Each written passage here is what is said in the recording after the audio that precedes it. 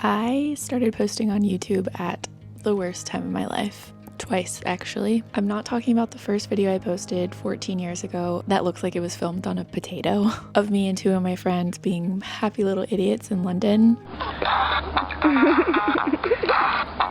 I'm also not talking about the series of short montages I made after hitchhiking across Europe and living in the Virgin Islands and living in a van. I uploaded those solely to share with friends. The idea of making videos for strangers had never crossed my mind, but in retrospect, I wish it had, mostly because I just wish I had more footage from that very insane time in my life. The actual first time I ever sat down and talked to a camera with the intent of sharing information with strangers, that happened in 2017. I'd been living in New York for a year and a half and decided to make an apartment tour video because when I was looking for apartments, watching apartment tours on YouTube was incredibly helpful for me. So I just wanted to return the favor by sharing mine. In just a couple months, that video accumulated about 30,000 views. I went from a couple dozen subscribers to a couple thousand. As an introvert, that was horrifying. And as an adrenaline junkie, very exciting because making videos was my dream job. Earlier that spring, I filmed my first 2 elopements in the city, and then I got hired by a company to start filming huge weddings all around New York. My dream of becoming a freelance videographer had just come true, and I figured YouTube could help with the momentum so that I could get even more work and then hopefully have a business of my own one day. But then my whole world came screeching to a halt.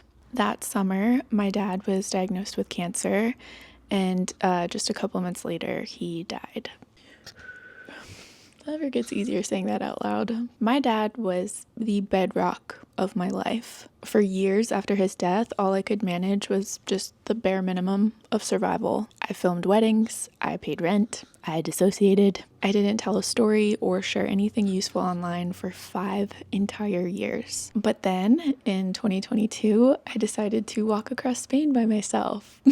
If you aren't familiar with it, the Camino de Santiago is a 500-mile pilgrimage across northern Spain. It was my dad's dream to walk the Camino when he retired. I first walked it in his honor in 2018, exactly 1 year after his death, with my boyfriend at the time. The thing is, I was so riddled with grief that I ended up kind of hating the experience, and I knew that wasn't how it was supposed to go. So 4 years later, I decided to walk the entire Camino again, but alone this time, and I documented the entire process on video.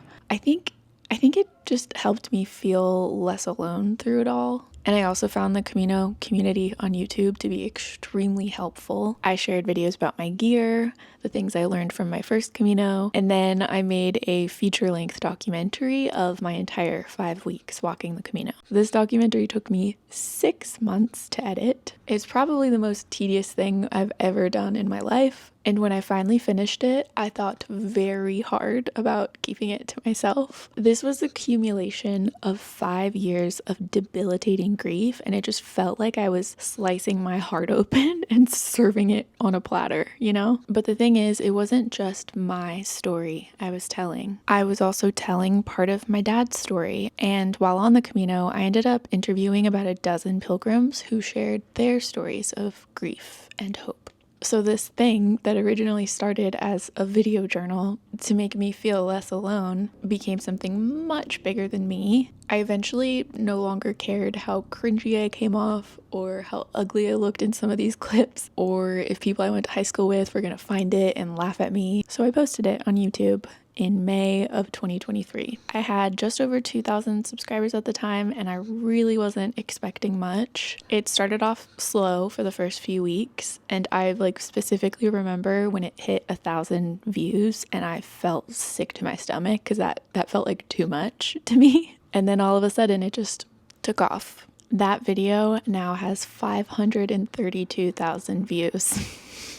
I've gotten thousands of comments and messages from people from all over the world who found comfort in this video because they could either relate to my dad's story or to my grief or the stories that my pilgrim friends shared. The fact that I was able to share my dad's story with 500,000 people, it's the highlight of my life so far. It weirdly feels like a part of him is living on through this infinite thing, and that is the coolest thing in the world to me. That experience and the response from the community on YouTube altered my brain chemistry and just reignited my motivation to tell stories. Because as much fun as I've had filming weddings over the years, there was never enough creative freedom or lasting fulfillment in it. I ended up feeling like a cog in a machine working for very rich people, which is exactly what I never wanted for myself. Also, the Camino documentary has now made more money in ad revenue than I was ever paid to make a wedding video. Of course, the documentary took much more time and effort, but the fulfillment it's given me is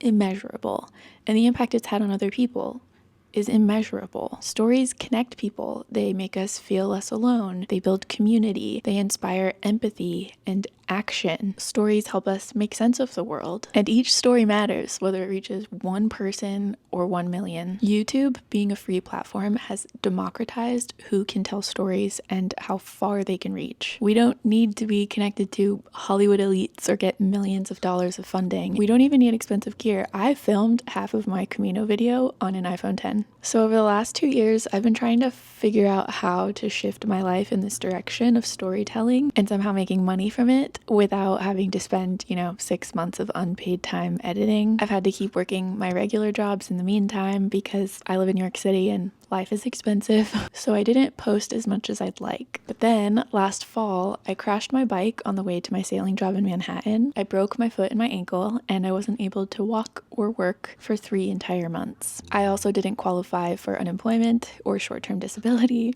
and had absolutely no idea how I was going to pay my bills. I was locked in my apartment, basically. So I turned back to YouTube. I decided to really try being consistent here for the first time ever, because not only did I not have any other options, it's genuinely what I've always wanted to do, but didn't feel brave enough to commit to until I was backed into a corner. Here I am now, 3 months into being consistent. I've posted 12 videos in 3 months, which is twice as much as I used to post in an entire year. I've gained almost 8,000 new subscribers, which is insane to me. I just hit 18,000 yesterday. Very insane. And a 15-minute video I posted 2 weeks ago about how I make my own hair gel is on track to pay my rent for the month. I can't believe it. I realized I'd been putting way too much pressure on myself and taking things way too seriously after my Camino. I have a feeling I'll never make anything as meaningful to me as my Camino video for my dad, and I'm okay with that. There are infinite stories to tell and infinite ways to have a positive impact on people. I'm out here just trying it all and hoping for the best. I do fear that the algorithm is now totally perplexed by me and my very weird range of topics. So I'm extra grateful for people who have found my videos and chosen to stick around. Thank you so much. I'm still a very small fish in a very big pond, and it's totally possible that every video I make from here on out will be a flop, but I'm proud of myself either way for conquering my biggest fears and trying. It's genuinely really scary to put yourself out there, but it gets easier with time. My fear of criticism used to be debilitating. I think the good thing about my channel growing so slowly over the last few years is that I was able to gradually grow a tolerance for hate comments. I'm never going to be everyone's cup of tea, and that's fine. Making yourself palatable to everyone in the world is impossible, and the pursuit of that will kill your spirit.